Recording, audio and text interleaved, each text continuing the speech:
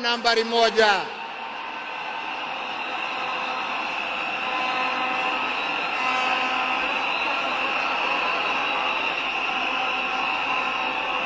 In short, nasema vipi?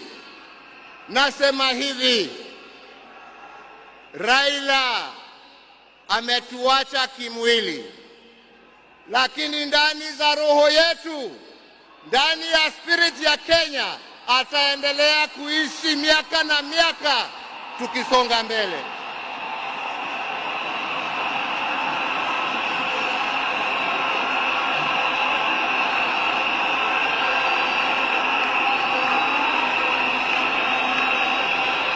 Wenzetu, Raila alipenda amani. Raila alipenda umoja wa taifa letu. Raila alifurahia akiona Wakenya wakiungana, wakishirikiana, wakijenga taifa lao pamoja. Raila alikuwa mtetezi wa haki ya kila mtu. Kwa hali ambapo alikuwa anaona hakuna haki, Raila ndio alikuwa wa mbele hapo kuhakikisha ya kwamba haki zimepatikana.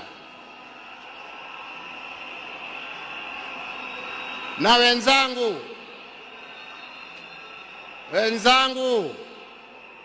nawaambia hivi, tunawakumbuka wakina Mzee Jomo Kenyatta na Jaramogi Odinga kwa kutetea uhuru wa nchi yetu.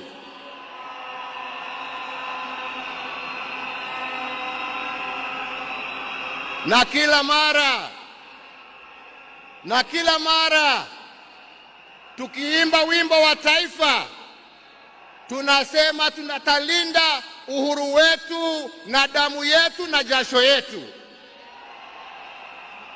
Leo hii tukiwa tunaaga baba yetu Raila Amolo Odinga, nataka pia tujiape ya kwamba hatutakubali kama Wakenya haki za kibinadamu, demokrasia na mambo yale yote ambayo Raila alitetea, hatutakubali arudi nyuma.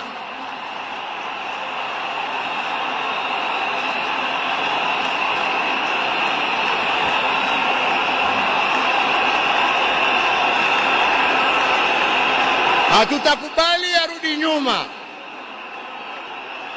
Tutasonga mbele tukizingatia hizo haki kwa sisi ambao tumebaki na wale ambao hawajazaliwa. Hivyo ndivyo ndugu yetu